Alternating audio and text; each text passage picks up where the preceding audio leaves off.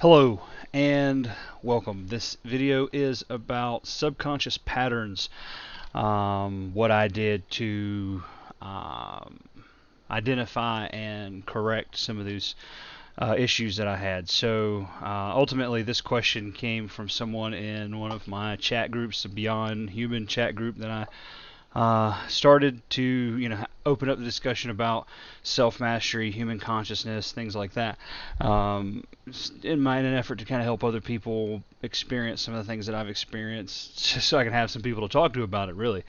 um, so the question was, in particular,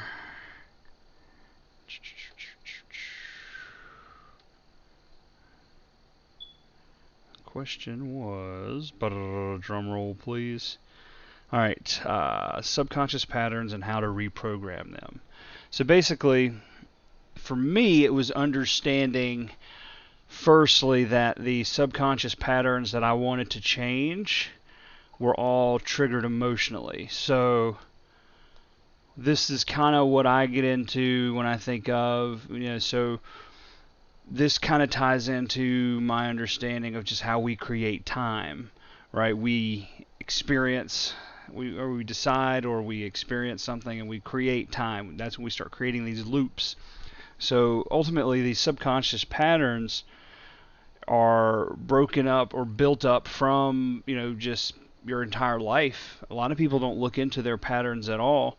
I had to break a lot of subconscious patterns to get over my anxiety, to get over my depression, to get over a lot of things that are, still to this day. It's like my brain still acts the same way that it used to, so I still have the tendency to, jump to a conclusion, but now I no longer get anxious about that conclusion. I understand what it is and what's going on in my brain more so, rather than saying, oh no, this is what's, the thing to dwell on. I'm able to pull myself back into the moment, and I think that's ultimately what you're going to try to achieve. Is, you're not trying to necessarily change the way your brain works. This is how I approached it. I said, okay, my brain does this, bipolar, depression, whatever it does. I said, okay, this is what it is, and I have to accept it. And so now I need to figure out how to work around it.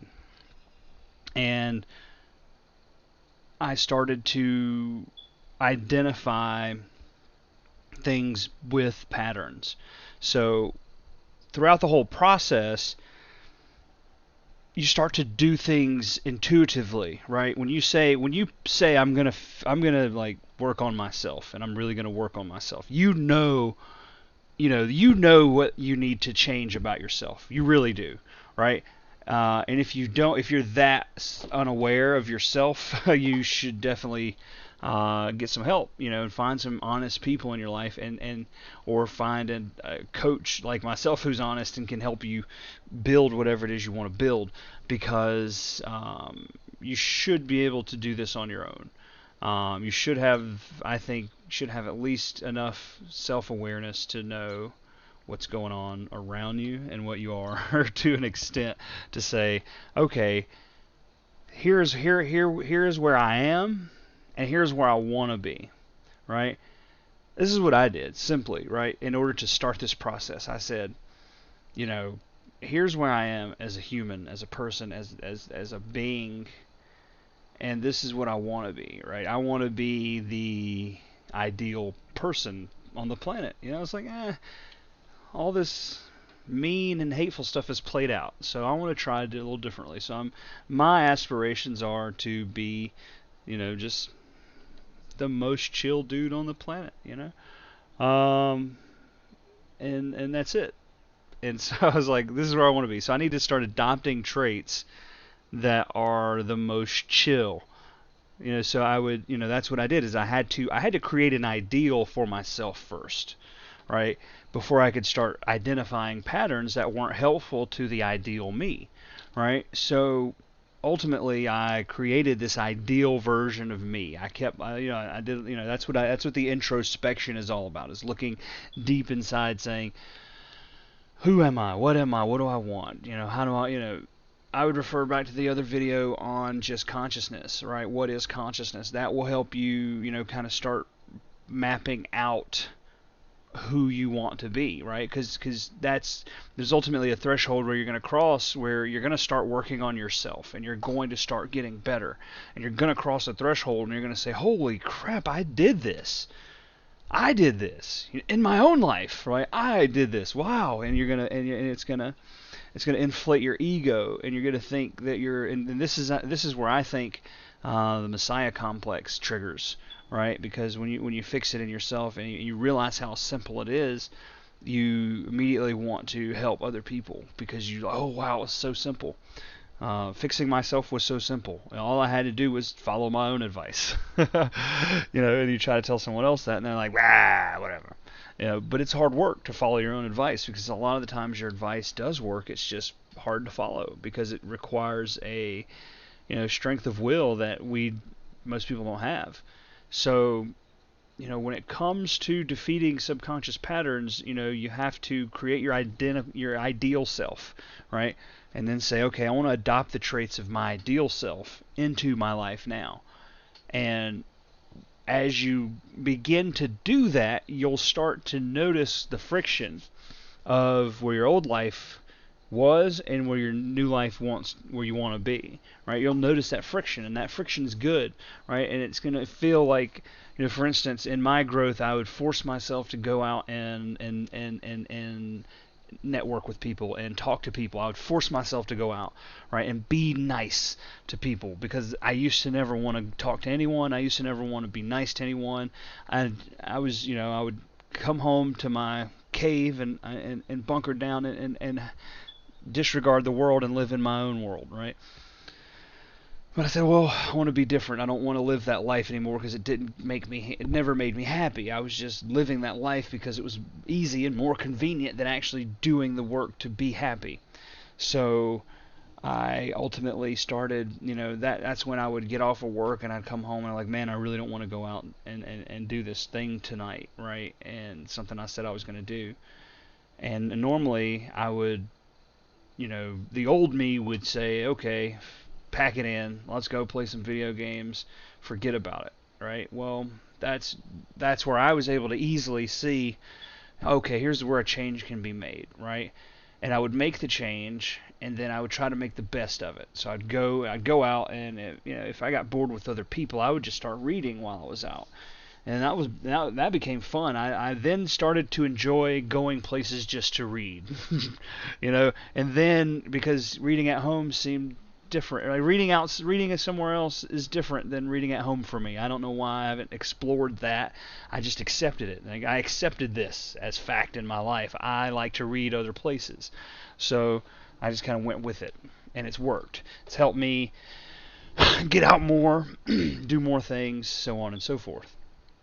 So when you create the ideal you and you start incorporating those traits, you'll start to see that friction, right? And when you see that friction, that's when you can kind of say, okay, let me make a new decision. Let me do something different than what I normally would do, right? Because ultimately, your body or your mind, your subconscious is going to pull you in the direction of who you used to be, right? And it's the job of your superconscious to pull you towards where you want to be, right? And then it's your conscious, you just in the middle, stuck in the middle, saying, yeah, which way do I want to go, right? And trust me, doing the hard stuff now makes it easier later.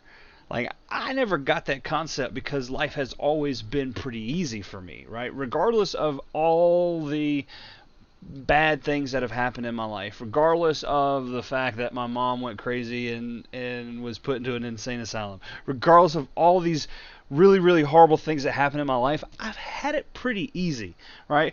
Because I've always been surrounded in the abundance that I'm surrounded in now.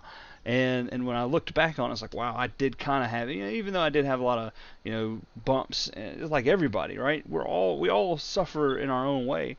But we all can choose to turn those emotions into something else, right? So when you understand the power of that those changes when you start. You got to set an ideal first, right? Set the ideal, and then go for the ideal in yourself, right? Say, I wanna always, stand for justice. I want to always stand for truth. I want to always do this. And you're going to come into situations that are going to test that, right? And when you test it, you're not going to pass every test. You're going to, you're not going to, you're not going to have the strength of will to pass that test, right? But it's but because it's a subconscious energy, because it's a subconscious pattern, because it's a loop, you're going to experience it over and over again until you start to recreate the loop, right? So you don't have to worry about facing your subconscious patterns. This is what most people would probably consider demons, right? These subconscious patterns that compel you to do what you always used to do, right? Which is go for the quick result, regardless of who it hurt or whatever, yourself or anyone else.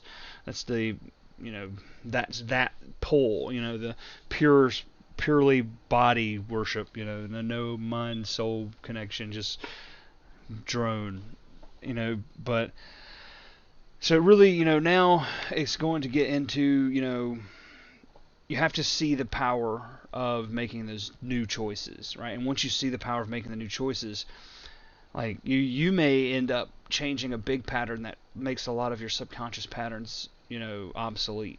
Like I was able to do that. Like I was able to identify some of these big patterns, like in my confidence, and start attacking those head on, right? But those are more stressful, those are more scary, those take a lot more faith, right? Doing things head on like that. But I'm hard-headed, and that's how I learn. I know myself enough to know that's how I learn best. So I need to just dip myself in the fire and shake myself off. So I went head first into it, and it was able to trim a whole lot of other subconscious patterns, and now I had less to worry about because I attacked one of the larger ones, and then I started attacking the larger ones, and from there it was just boom, boom, boom, boom, and then I got to a point where I could completely rebuild my patterns at will, and when I want to initiate a new pattern, I just do it. And I change the pattern. Like that's the power you're going to get over your own mind by, just following the steps. It's going to take some time. If you haven't never worked on yourself, if you've never done any introspection, it's going to take you some time, right? You're going to have to dedicate. I looked at it like I'm dedicating the rest of my life to this, and then it happened all of a sudden. And that's how you've kind of got to do it. Because, it feels like it happened all of a sudden. But this is a process that took me about 4 or 5 years because it was little by little. I did it little by little. I attacked, my anxiety and depression and stuff like that separately from understanding, all this other stuff that I now understand through my, suicidal episode, if you want to call it that. But really, that's all there is to it, is setting the ideal of of who you want to be, right? And then trying to live that. And then when you come across those situations that you feel that friction of you being pulled one way, saying, okay, I can go back to being the old me, or I can try this new thing. Always try the new thing, because the more you can break that pattern, the more you'll forget it, and it may just take trying 4 or 5 new things to break that old pattern, and now you can just kind of figure out a new pattern on your own. But it's simple, but you gotta pay attention. It's be aware of your feelings, be aware of your surroundings, be aware of what's going on inside of you, and the more you know about yourself, the less the less time you'll spend spinning out on problems that you ultimately don't need to worry about. Because a lot of problems in your life are traps, right? They're traps to keep you going in circles. And, finding these patterns in your own brain will help you break those patterns and move forward and really accomplish whatever it is you want to accomplish in your life. You just kind of rewire your will to action, and this is part of it. Self-mastery is part of it, where it's self-mastery is you have the shortest time between thought to action, right? That's what self-mastery is, because most people have great thoughts and they don't ever put any action to them. right? And when you learn the power of putting action behind your thoughts, then you really can understand how you can create your own reality.